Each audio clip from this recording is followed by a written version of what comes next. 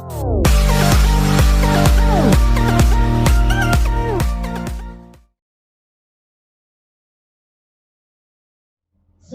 warahmatullahi wabarakatuh. 97,1 Radio Darussalam. Apa kabar untuk Anda semuanya? Senang sekali di pagi hari ini kembali kami bisa menemani Anda melalui frekuensi 97,1 Radio Darussalam yang dipancarkan secara langsung dari kawasan Agropolitan Center Muara Peliti. Dan di pagi hari ini bersama saya Linda Ali, dan seperti di hari-hari sebelumnya di Radio Darussalam ini senantiasa kami menyajikan satu program-program yang tidak kalah pentingnya, tidak kalah menariknya dibandingkan program-program lainnya. Seperti di pagi hari ini di OPIA, di obrolan pagi informasi aktual, kami hadir untuk Anda, dan ada narasumber langsung tentunya yang kami hadirkan di studio saat ini. Dari Dinas Kebudayaan dan Pariwisata Kabupaten Musirawas telah hadir di sini, dan sekaligus nanti ada dua pemateri yang akan menyampaikan seputar kebudayaan Kabupaten Musirawas. Untuk itu saya berharap jangan lupa channel frekuensi Anda tetap di 97,1 Radio Darussalam. Dan siapakah pemateri kita? Kita tunggu sesaat lagi. Radio Darussalam pendengar telah hadir di studio saat ini dua orang pemateri yang saat ini telah hadir akan memberikan materinya seputar kebudayaan yang ada di Kabupaten Musirawas. Dan salah satunya yaitu ada Bapak Samsul Joko Karyono SH selaku Kepala Dinas Kebudayaan dan Pariwisata Kabupaten Musirawas, dan beliau tidak sendirian di pagi hari ini, didampingi oleh Ibu Emiliana SPD selaku analisis budaya. Assalamualaikum Pak Joko, saya sapa Pak Joko dulu nih. Waalaikumsalam warahmatullahi wabarakatuh. Sehat Pak ya? Alhamdulillah sehat. Sudah vaksin Pak? Mudah-mudahan sehat selalu. Dan Mbak Emil juga apa kabarnya nih Mbak Emil? Alhamdulillah sehat. Alhamdulillah sehat. Saya panggil Mbak aja lah biar bisa lebih akrab ya. Nah baik, Mbak Emil dan juga Pak Joko, kita tahu saat ini kebudayaan di Kabupaten Musirawas ini dengan dengan bertambahnya usia kemerdekaan, dengan yang bisa dikatakan istilah anak muda milenial, dan mungkin sebagian masyarakat ini, anak-anak yang zaman sekarang ini mungkin lebih cenderung ke modernisasi sehingga lupa akan kebudayaan zaman dulu yang memang itu adalah harus kita kembangkan sekali. Nah, saya ingin tahu nih, Bapak mungkin bisa menjelaskan selaku pemateri di kesempatan ini, menjelaskan tentang kebudayaan itu sendiri, khususnya yang ada di Kabupaten Musirawas ini. Terima kasih Bu Rita. Kami sesuai dengan aturan di Kabupaten Musirawas, mungkin masyarakat belum tahu. Iya. Karena ada aturan yang kita harus kembangkan dan harus kita pelajari. Pertama, Perda nomor 14 tahun 2000 tentang pemberdayaan, pelestarian dan pengembangan adat istiadat lembaga adat desa dan kelurahan. Itu Perda tahun 2000 ya Pak ya? Tahun 2000. Ada juga peraturan Bupati nomor 28 tahun 2013 tentang pemberdayaan, pelestarian dan pengembangan adat istiadat lembaga adat desa dan kelurahan. Terakhir juga ada undang-undang sesuai dengan amanat undang-undang nomor 5 tahun 2017 tentang pemajuan kebudayaan Republik Indonesia, di antaranya ada 10 poin atau item di pasal 5. 1. Manuskrip. Iya. Tradisi lisan. 3. Bahasa. 4. Adat istiadat. 5. Ritual sosial, pengakuan tradisional, teknologi tradisional, kesenian, permainan rakyat, olahraga tradisional.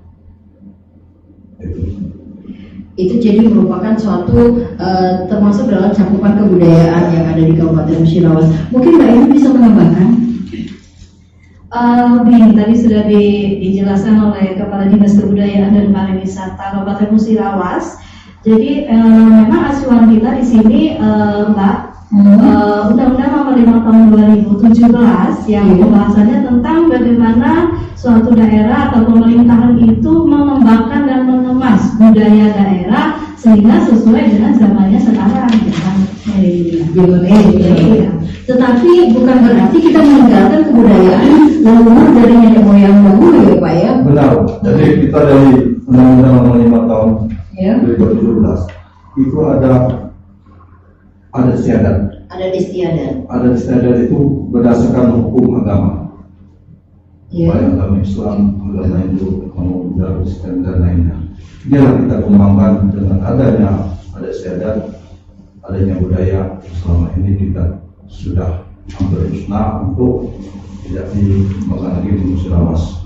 Oke, nah di sini tadi sesuai dengan amanah Undang-Undang Nomor 5 Tahun 2017 tentang kemajuan kebudayaan Republik Indonesia. Di antaranya tadi Bapak sudah menjelaskan ada 10 item ya. Ada manuskrip, bahasa, ada istiadat dan ritual, dan masih ada lagi yang lainnya. Saya ingin tahu untuk bahasa dan dialek sendiri untuk di Kabupaten Musirawas ini ada berapa bahasa Pak? Dan yang sering digunakan itu bahasa apa? Mungkin saya jawab, karena kita dasar Undang-Undang Nomor 5 2017 dan Perda Nomor 14 Tahun 2000, kami hanya 4 yang menggali dulu untuk supaya masyarakat Indonesia tahu. Pertama, bahasa daerah. Bahasa daerah ya. Kedua, kesenian tradisional.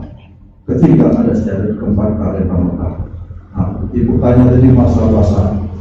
Kita di Musirawas Bu, bahasa daerah kita sampai sekarang belum ada apa bahasa daerah kita. Inilah kita gunanya adanya dibentuk lembaga adat, istiadat, desa dan kelurahan. Nah, dengan adanya ini kami revisi lah Perda Nomor 14 Tahun 2000 agar di dalam perda yang baru ini dimasukkan 10 item di perda yang terbaru. Oke, artinya kalau ada lembaga adat, ada pemangku adat. Benar. Nah, Jadi pemangku adat ini sendiri ditunjuk oleh siapa Pak? jadi penasihat adat itu ada 14 kecamatan, satu kecamatan satu penasihat adat. Iya. Nah, jadi 186 desa itu ada lembaga adat. Lembaga adat terdiri dari 5 orang.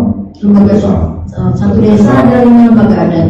5 orang. 5 orang. Saya ketua, wali kota dan anggota. Nah, yang dibentuk ini yang mengangkat penasihat lembaga itu masyarakat sendiri. Oke. Dengan SK nanti diserahkan ke kita, dibuat SK ditandatangani oleh Bupati, Kepala Daerah, Kabupaten Musirawas. Oh, ada SK-nya juga ya. Berarti ada honorer di situ. ada jasanya juga itu Pak.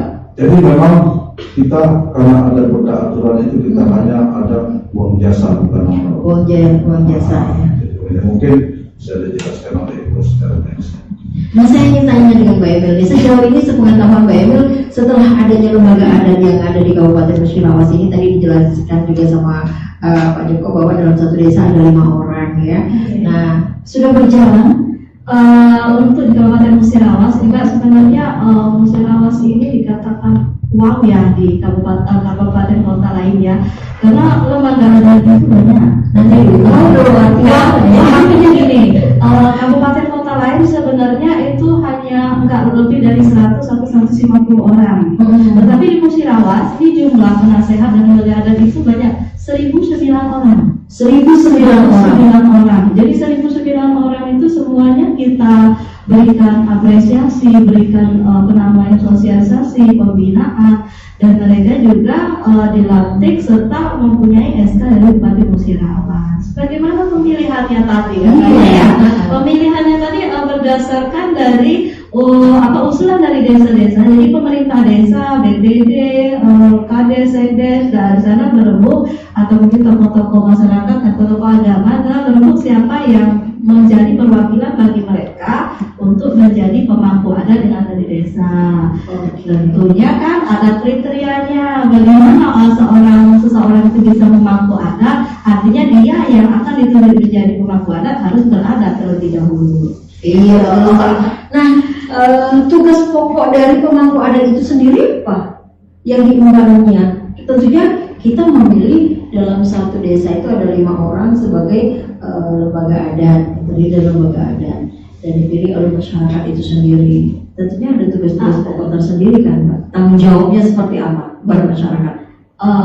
Silakan Pak Adis. Oke, jadi begini Mbak. Jadi lembaga adat ini sebenarnya dikatakan sulit, tidak, dikatakan gampang juga tidak. Karena tupoksi tupoksinya bukan seperti kita ASN, tetapi dia tupoksinya itu tugas pokok dan fungsinya adalah bekerja di masyarakat, dari masyarakat untuk masyarakat. Jadi bagaimana mereka bekerja menjalankan kalau mereka itu mempunyai tupoksi, tugas dan fungsi. Saya adalah lembaga adat yang sudah diamanahkan dari desa. Disampaikan ke kecamatan memberikan usulan bahwa dari kecamatan ini, desa ini, pengurusnya adalah ini, dan dikukuhkan oleh Bupati Musirawas. Jadi di sana beratnya. Jadi mereka juga SK-nya bupati, sama dengan misalnya kami juga bupati ya. Berlaku berapa tahun? Berlakunya itu 4 tahun sesuai dengan. Jadi ketika sudah 4 tahun ada pergantian lagi, pemilihan kembali ya. Betul, jadi kembali. Nah, terlepas dari adat istiadat tadi, kita sudah membahas tentang bahasa, adat istiadat. Saya ingin ritual sosial. Nah, biasanya kalau dengan kita membahas seputar kebudayaan ini, pastinya tidak akan pernah lepas dari yang namanya ritual ya Pak ya. Oke. Jadi ritual yang seperti apa yang saat ini masih berjalan di Kabupaten Musirawas ini? Mungkin saya jelaskan ritual yang masalah di dalam adat pernikahan. Selama ini kan pernikahan itu tidak berjalan sesuai dengan amanah atau adat istiadat. Nah, sekarang kita kembalikan lagi dengan adat istiadat. Contoh, mengapa ada berdasarkan lembaga adat? Beliau tiap ada suatu pernikahan ada ritus yang harus dijalani. Seperti tiap satu desa menikah dengan desa lain itu harus ada penasihat. Iya. Kedua, ada GAN. Selama ini lupa kita dengan GAN. GAN isinya itu antaran bagi kita. Ini mungkin ini tambahan dari saya. GAN. GAN. Ya. Kemudian Pak? Juga masalah mandi. Kalau dulu ada di desa kita mandi kasai. Mandi kasai itu mandi yang seperti apa? Jadi mandi di pinggir sungai dengan orang tua-tua. Nah, sekarang sudah hilang itu kita. Filosofinya apa itu? Itu pembersihan diri. Pembersihan diri ya. Ya biasanya ritual-ritual seperti ini punya filosofi ya Mbak Emil ya. Bagaimana ada filosofi. Jadi mandi kasai di sini Mbak dapat mungkin sedikit kami gambarkan di Kabupaten Musirawas, diantaranya mungkin di antara Briti, TPK itu masih menggunakan mandi kasai itu mandi simbol kata orang yang lain itu ada, karena mandinya saling silang. Itu di sini ya. Jadi ini tradisi ini digunakan biasanya setelah adanya acara adat pernikahan. Jadi sebelum beliau mengikuti si pihak laki-laki, jadi mereka harus mandi bersimbol. Artinya mungkin di sana filosofinya mereka bergembira bersama-sama, tetapi dengan tidak meninggalkan adat istiadat, mensucikan dan membersihkan diri di sungai. Jadi sampai saat ini mandi kasai ini masih sering dijalankan atau dilakukan ritual di beberapa desa di antaranya masih ada. Oke. Baik, cukup menarik obrolan kita seputar kebudayaan Musirawas ini, dan masih banyak lagi yang akan kita bahas nih Pak Emil, Pak Joko di kesempatan ini. Nanti kita break sesaat ya, dan tetap bersama kami Radio Darussalam, dan nantikan lebih jelas lagi nanti dengan narasumber kita yaitu dengan Pak Samsul Joko Karyono juga Mbak Emil. Kita akan tetap membahas seputar kebudayaan Kabupaten Musirawas. Saya ingin tahu nih, mungkin Bapak atau Mbak Emil bisa menjelaskan bagaimana agar kaum milenial tertarik dengan budaya daerah yang ada di Kabupaten Musirawas ini, mengingat seperti sekarang ini jangan saja kita sebut anak baru lahir sudah megang gadget kan. Nah, itu bagaimana caranya Pak supaya tertarik? Ya, kita harus memperkenalkan kepada anak-anak milenial bahwa Musirawas punya kesenian dan budaya yang harus kita bangkitkan kembali. Dengan arti kata kita harus dengan kerjasama dengan radio atau dengan koran. Inilah kita harus bangkit dengan diadakan festival supaya masyarakat ini kesenian dan budaya Musirawas. Mereka harus mengenal dulu ya mengenai yang sekarang ini. Kemudian setelah mengenal, mencoba dan mencintai. Mencintai itu Oke. Jadi gini, bagaimana agar kaum milenial itu tertarik dengan budaya daerah sendiri. Jadi memang kita tidak bisa menutup mata bahwasanya sekarang itu nggak usah kelas 1 SD yang 3 tahun 4 tahun itu semua gadget semua ya. Iya. Jadi bagaimana caranya kita menarik mereka dan mereka bisa tertarik dengan budaya itu. Jadi pertama kita harus melakukan langkah-langkah bagaimana kita bisa mengemas budaya, mengemas seni, tradisi, adat istiadat itu dalam suatu materi yang kira-kira bisa memasuki ranahnya mereka. Contohnya misalnya, kalau sekarang ini kan saya sudah katakan tadi, kita ini membaca tidak lagi melihat buku loh. Kita cukup dengan lihat e-box atau lihat IG, lihat apa, kita sudah bisa membaca di sana. Artinya apapun yang dilihat di sana itu bisa diterapkan oleh mereka, bisa dilihat secara langsung. Jadi itu yang kita kemasan di dalam membuat digitalisasinya. Saya ingin tahu nih, tentunya Dinas Kebudayaan dan Pariwisata Kabupaten Musirawas ini sering mengikuti event-event di luar. Prestasi apa yang sudah diraih Kabupaten Musirawas ini ketika mengikuti festival event-event di luar Kabupaten Musirawas ini? Sebenarnya kalau prestasi banyak, kita pernah mengenalkan seperti ada pekan adat Sumsel yang hanya kita tiap tahun kita hadir. Alhamdulillah kita dapat apresiasi yang baik dari provinsi. Masuk juga tadi Rejum kita punya sertifikat dari bisa banyak, mungkin ya harus kita kembangkan. Bapak tetap semangat ya, kembang ya. Ya saya tahu Mbak Eva tetap semangat ini mendampingi ya. Jadi kalau ditanyakan prestasi yang sudah diraih oleh Disbudpan ya, pemerintah Kabupaten Musirawas sebenarnya sudah banyak sekali. Dari tahun 2010 sampai 2015-16 kita selalu mendapatkan juara pada saat Festival Sriwijaya. Jadi di sana Festival Sriwijaya kita sering sekali mendapatkan juara 1 dan juara 1. Di tahun 2019 tim kesenian Kabupaten Musirawas itu meraih juara umum untuk tingkat Provinsi Sumatera Selatan pada Festival Sriwijaya. Terus tahun sebelumnya juga kita mengikuti gelar-gelar dan pagelaran, baik itu seni dan budaya, baik itu di Kota Malang, di Jakarta, di Istana Negara, terus sampai di Taman Mini dan juga daerah-daerah lain yang ada di Sumatera Selatan. Alhamdulillah apresiasi mereka Musirawas tampil itu mereka sangat antusias untuk menyaksikan. Oke. Nah, dalam arti kata setiap ada turnamen lagi ada event olahraga ini Pak ya. Kabupaten Musirawas ini pastinya mendapatkan prestasi ya tentunya. Alhamdulillah sia-sia. Oke Pak, kita sudah di menit terakhir nih sepertinya. Kita sudah di penghujung program kita di pagi hari ini. Apa sih terakhir untuk menutup obrolan kita pagi hari ini, harapan Bapak untuk masyarakat Kabupaten Musirawas ini seputar kebudayaan yang ada di Kabupaten Musirawas? Masih Pak Dita, saya pertama mungkin Pak Dita tadi yang pertama saya menyinggung bahasa. Inilah untuk anak-anak muda, baik masyarakat kita, kami lagi menggali bahasa adat, bahasa daerah kita apa, dialeknya apa. Iya. Karena sampai sekarang Musirawas tidak ada dialek dan bahasa daerah. Tidak ada dialek dan bahasa daerah. Ya, karena selama ini namanya bahasa Musirawas apa Col. Itu sudah diambil oleh daerah lain. Nah inilah kami lagi mengkonsep adat, pemuka adat akan menggali. Ayo bahasa dialeknya apa, bahasa daerahnya apa. Oke. Kira pesan saya kepada masyarakat ataupun kalau yang tolong dukung kami di Dinas Kebudayaan Pariwisata untuk akan menggali, termasuk juga lagi bahasa dialeknya apa untuk mengembangkan kesejahteraan budaya.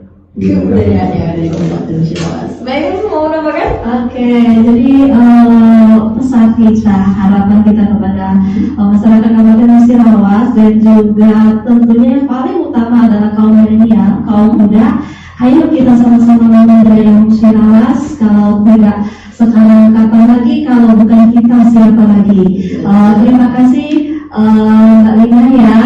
Ini Talkshow ini sangat-sangat mendukung dari program dari Disbudpar. Bagaimana upaya kita untuk mensosialisasikan, memperkenalkan seni budaya dan tradisional yang ada di Kabupaten Musirawas. Oke, terima kasih Bapak, terima kasih Mbak Emil untuk waktunya. Baik.